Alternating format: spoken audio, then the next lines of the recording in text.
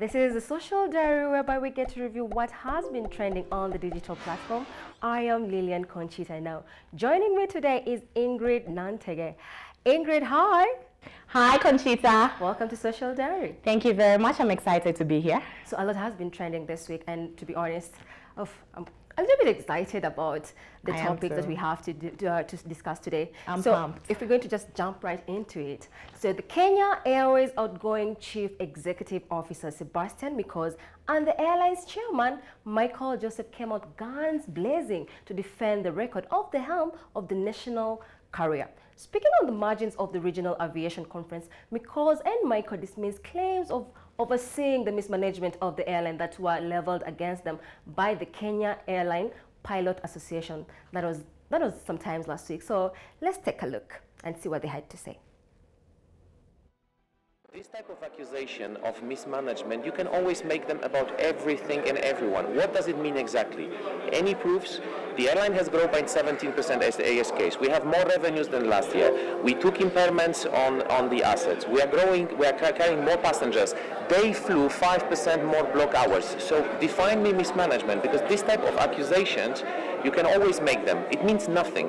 Why do they keep on saying mismanagement? So come on, put up a candidate for the CEO. To run the Kenya Airways. I'd be very welcome to see a candidate from the Kenyan pilots to come and run the airline. This is your airline.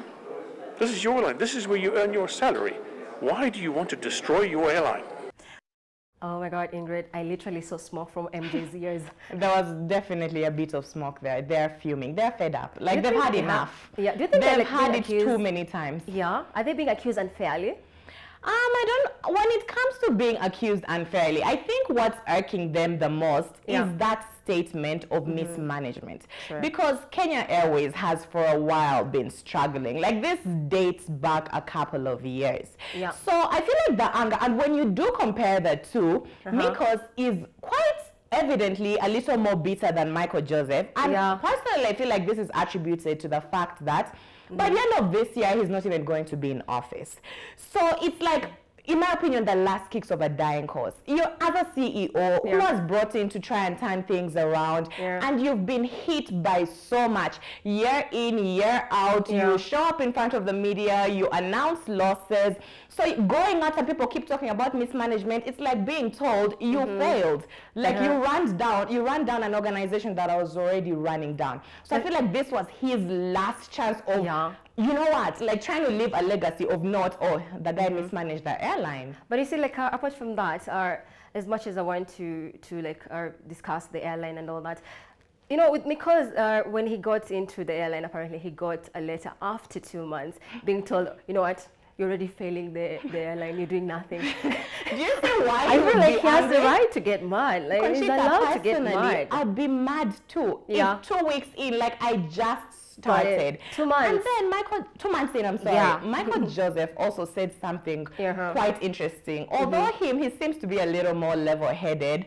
And in terms of like body language, temperament, he had it a little better. Even before Mikosz came in, there were still allegations of the airline is mismanaged. Like, so why do you keep bringing it up? There's a like, lot of that everyone they keep bringing you, they're mismanaging. What do you want? You know what, Ingrid, that's not all. So IBC finally cleared retired footballer McDonald Mariga to run for the seat of Kibra Member of Parliament.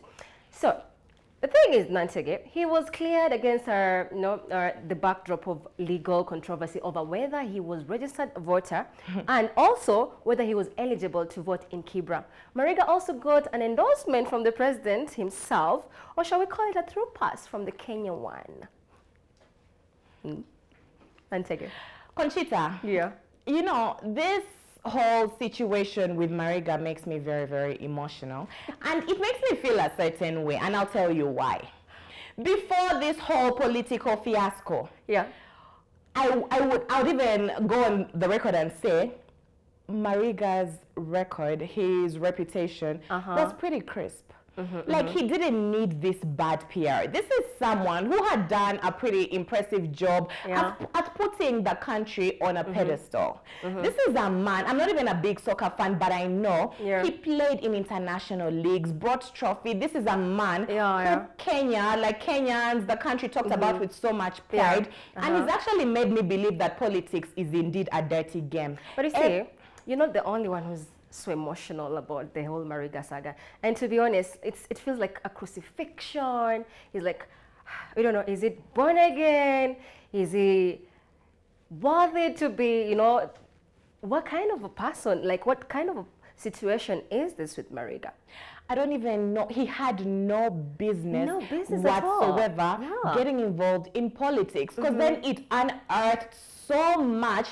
And in a way, Conchita, I feel like I'm not the only one who feels this way. There's so many people who looked at Mariga as an idol, who put him on a certain pedestal. And now I feel like impressions have changed a bit, because people will think like when you go into politics, it's out of greed. It's because you're trying to reap. Even the people he's surrounding himself with, he's just, you know, like when you do so well and then you carry your pot all the way from the well and then you get to the door and then you trip and break it. I feel so disappointed. I feel so sad. Speaking of impressions, if you're going to look at Twitter, so many people were, you know, had a little bit to say about this. So we have at Moura24, and he says, the arrow for Kibra on blocking hashtag Mariga from vying was a quick, misguided decision. Madam Beatrice Muli should have verified with Starehe constituency office if the documents presented to her were genuine. Oversight was not on the complaint but of the IEBC. But I am not a lawyer. Everyone has an opinion. The man has been in the press for weeks on weeks, and not because he won a trophy, not because he made the country proud, but for all the wrong reasons.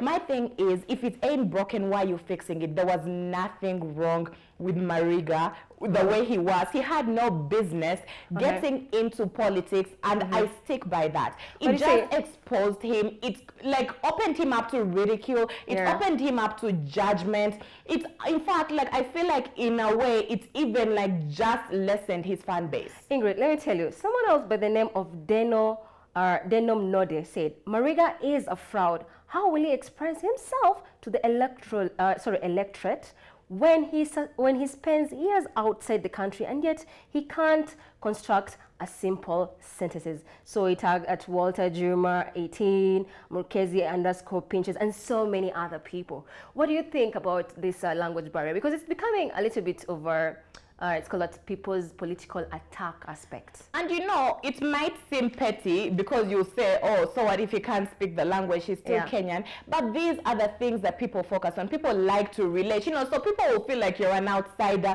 People will feel like people were fine with him. No one ever brought about the language barrier thing when Mariga was just playing soccer. In fact, they'll say, of course, the reason he's speaking like that is because he played for a non-English, you know, like he was not as exposed as he is right now. Mariga is one of those people who worked so hard to earn his good name, and it's very difficult to do that. And then at the very end, he's just working equally hard to just tarnish it. So now at Wajir Strip says, so Mariga is a registered voter in Starehe and not Kibra. Which means he won't be able to vote for himself. Hashtag Mariga, hashtag Kibera by-election. And then apart from that, we have at Mwalimu _Dida who says, IEBC has finally cleared the young man to run for Kibra parliamentary seat. Mungu saidia wa Kenya. A McDonald Mariga win will be the beginning of all sorts of jokers in parliament. He has never voted or saw the importance of voting. You are now asking the country to vote for you? Look at all this dirt that has been dug up on the poor man. I don't know if when he goes home, sometimes he's like, oh my God, why did I even get into this? Someone just said like, Mungu, like indeed, Mungu atatusaidie. Like, God, just help us. What's happening? Now, apart from that, there was a viral video that took place this week. And I'm telling you, Ingrid, I can't. You know those videos where you see and then you just wonder, where did this like come from? There's so many of those on social media these days. Did you see it? Show me, which one are we talking about now? We're talking about the Consolata Kid. So this viral video of a grade 4 Consolata primary has broken the internet with the hashtag Consolata Kid trending for days on the social media platform. Now, the child in the video is seen uttering abusive words at his schoolmate who was allegedly bullying him and accusing him of being gay. Ingrid, whose child is this? I don't know if that's your child, Conchita. No. But that's not my child. I feel like that Judas Peter's, sorry, is it Peter? Simon Peter. Simon Peter. I'm like, not my child. That's not my child. That's not my child. But times. You know, Conchita, this issue with the Consolata Kid, and also that's one of the stories that has been very rife on social media. Yeah. To me, it points to two things. Yes. Social media and also really the generation right now. Let's start with the social media, Ingrid. Do you feel like when I saw the video, I felt like I was watching a Cardi B rant on, like on Instagram, because the child is there pointing, the hands here and there, and then the words that the child was actually saying. You just wonder, are we giving children nowadays like a lot of time on social media that is not being monitored? And was he just doing that to go viral? But at this age, what were you doing by the time you were 12 years old? First of all, Conchita, we all have to agree. Even when we were children, we did get into it with our friends, right? You had these little tips where you went to a pitch, you exchanged words back and forth. But no one ever thought about recording this. No one ever thought about posting this on social media. But I guarantee it, Conchita, if that child hadn't recorded that video himself and he had said those words around someone would have recorded it either way and circulated it. I don't know if at any one point in time he thought it would go as far as it did. But also it points to the fact that the times have shifted so much, morals have degenerated so much. First of all, the bone of contention, the reason why he recorded that video. Conchita, as a child, did you ever have such conversations? No, I couldn't. Let me tell you, first of all, my mother would have, I don't know. I wouldn't have slept in that house. It would be like every single, I would have belonged to the community punishment. This child recorded 3 videos. 3 videos. And the first one went viral. Yes. Then he employed his cousin, started off by saying, oh, here he is now, make him viral the way you made me. He just employed his cousin. The cousin was given a contract. Listen, come here, let's go viral. But you see, by the time when I was 12, when you say gay, you're just happy, it wasn't meant to be like this. Something that it's not something.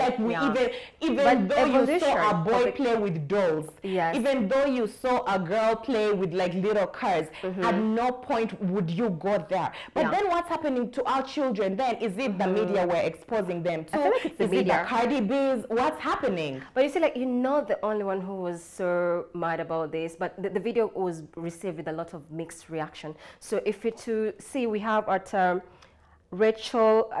R. Chimtai replying to Victor Mochere, and she's saying, this is so wanting. I am shocked to say the least. In the apology, he is still rolling his eyes and using the word, but Father Lord, at 12 years, where was I again? Even the word kwenda uko could not come out of my mouth. That is something, the same thing that you are saying. Nothing would have come. The discipline First of all, these days children have access to gadgets, they have freedom that in the past we never ever dreamed about. You know what I mean? The fact that this child went and recorded that first video, it went viral. Maybe that's what he was going for even. Because for him to make a statement like, oh, here's my cousin, well, make him viral the way you made me. And then the fact that he recorded the first video, he managed to record the second video, recorded the third one.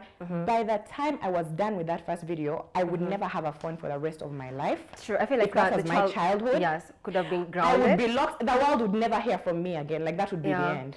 Yeah, the child, I feel like the measures are supposed to be taken should not be a little bit light. People are saying they should expel. He goes to was brought under the spotlight. Yeah, because that's a Catholic school. And most Catholic schools are being known for having very strict rules.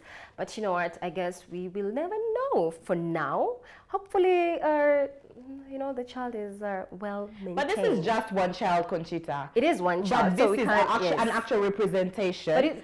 of what's happening right now. This is the reality, actually, because this is a child who obviously is exposed to shows like, you know that reality shows that on TV, because that language, the words he was saying, the things that he was saying, no, that wasn't. No, that was. He picked that from somewhere. True. So I guess for now, the measures that they will decide to take will be upon them.